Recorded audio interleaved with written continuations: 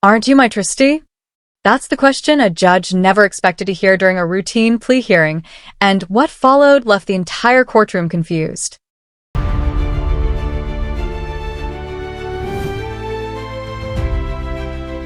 Subscribe for weekly courtroom stories. Mr. Hargrove on Zoom. You represented by counsel, Mr. Hargrove? I represent Mr. Hargrove, Judge. All right, thank you. What we're going to ask the court to do is accept plea to count one with the second offense dismissed. Mr. Fortier, is that an accurate statement of the agreement? I don't know yet, Your Honor. I can't find the case for some reason. All right, I'll give you a second.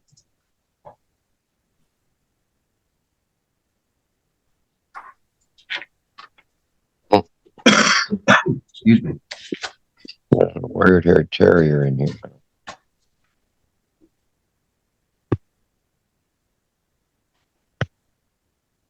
Someone needs to put themselves on mute for a moment.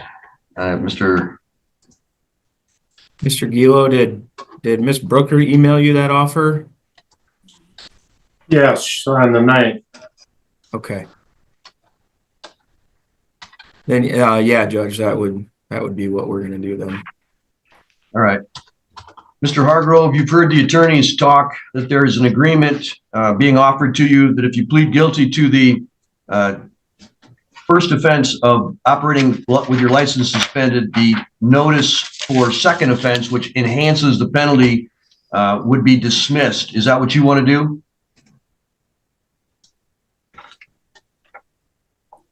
You're on mute now, Mr. Hargrove. You're going to have to take your, there you go.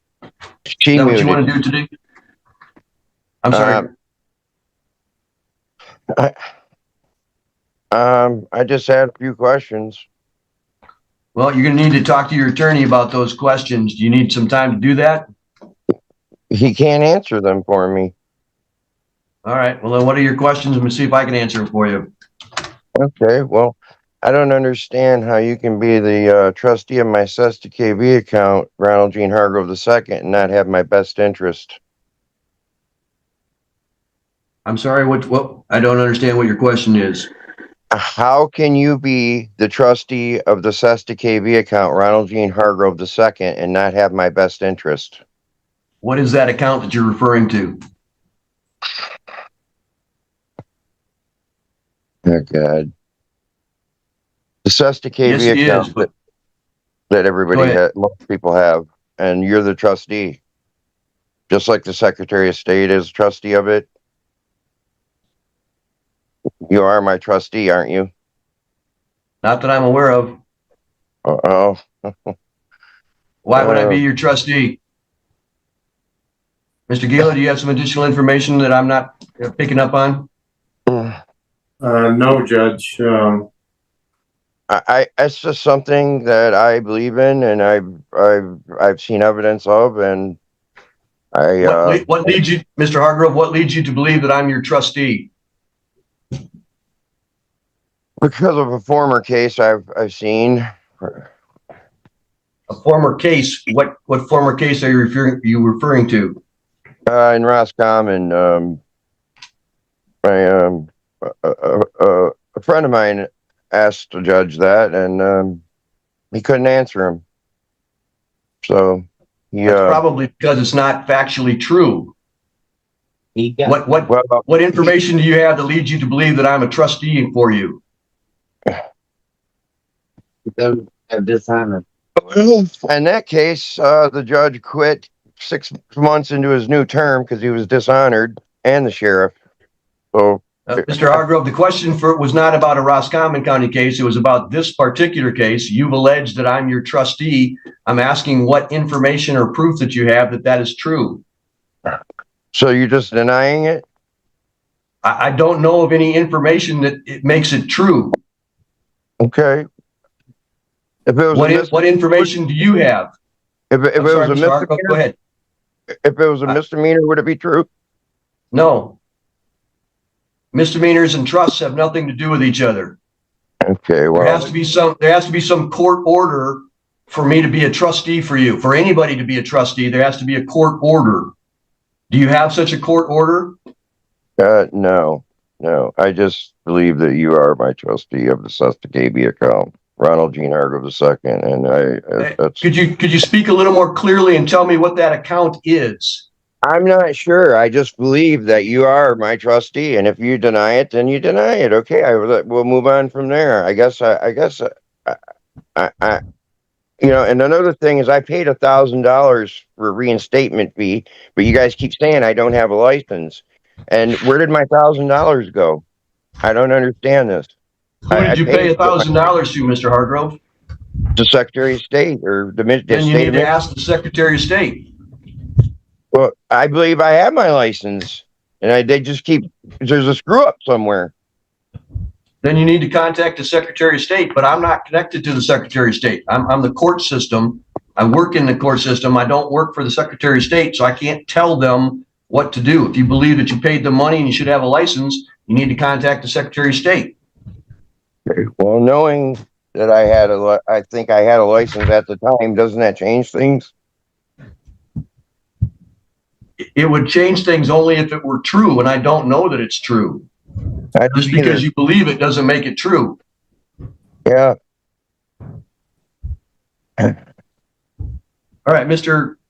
Hargrove, your attorney has told me, and the prosecutor has agreed, that there is an offer on the table for you to plead guilty to operating with license suspended in exchange for dismissal of the second offense notice, which makes this a much more serious charge.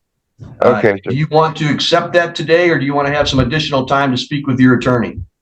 No, they don't have nothing to say to me. Their best interest is of the court. So I'll take that, and I would hope to get the same fine everybody else did today. Thank you very much. Well, I can't guarantee that because you're in a different circumstance than everybody else. Well, I'm pleading guilty to the same offense they just pled guilty to. But your background is not the same as theirs. You know what? I'll plead insanity. All right, Mr. Gilo, I'm going to adjourn today's hearing. I'm going to give you an opportunity to speak with Mr. Hargrove. He is bringing up some things that may have some impact on his ability to take a plea today. So we're simply going to adjourn this for 14 days or so and move the case that way.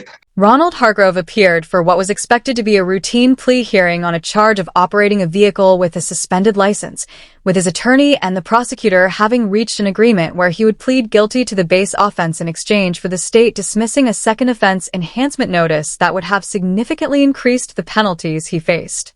However, after some initial confusion locating the case file and a brief audio issue on the call, the hearing took an unexpected turn when Hargrove indicated he had questions his own attorney couldn't answer for him. Rather than asking about the plea deal itself, Hargrove asked the judge directly how she could serve as the trustee of what he called his Sustacabie account, referring to himself formally as Ronald J. Hargrove II, and questioned how she could hold that role without acting in his best interest. The judge calmly asked him to clarify what account he was referring to, and Hargrove explained it was something he believed most people have, comparing the judge's supposed role to that of the Secretary of State, though he could not clearly articulate what the account actually was. When the judge asked what specific information or evidence led him to believe she was his trustee, Hargrove referenced a previous case in Roscommon County involving a friend who had asked a different judge the same question and received no clear answer, which he seemed to interpret as confirmation rather than simply an unresolved or dismissed claim. The judge pressed further, explaining that establishing a trustee relationship would require an actual court order, and asked directly whether Hargrove possessed any such order, to which he admitted he did not, ultimately conceding that he simply believed the relationship existed, without concrete proof. Hargrove also raised a separate concern about having paid $1,000 for a license reinstatement fee that apparently never resulted in a valid license, though the judge explained that as a member of the court system, she had no authority over Secretary of State matters, and he would need to address that issue directly with them rather than through the court. When the judge circled back to whether Hargrove wanted to accept the plea deal that day, he indicated he wanted to proceed but hoped for the same fine as other defendants who had pled guilty to similar charges, prompting the judge to clarify that outcomes could vary based on individual circumstances and background, at which point Hargrove somewhat flippantly remarked that he would plead insanity instead. Given the unusual nature of the questions and statements Hargrove had raised throughout the hearing, the judge determined it would be more appropriate to adjourn the proceeding for roughly 2 weeks, giving him additional time to discuss these concerns properly with his attorney, who the judge emphasized did have his best interests in mind. Rather than proceeding with a plea under circumstances that suggested Hargrove may not have been approaching the decision with full clarity.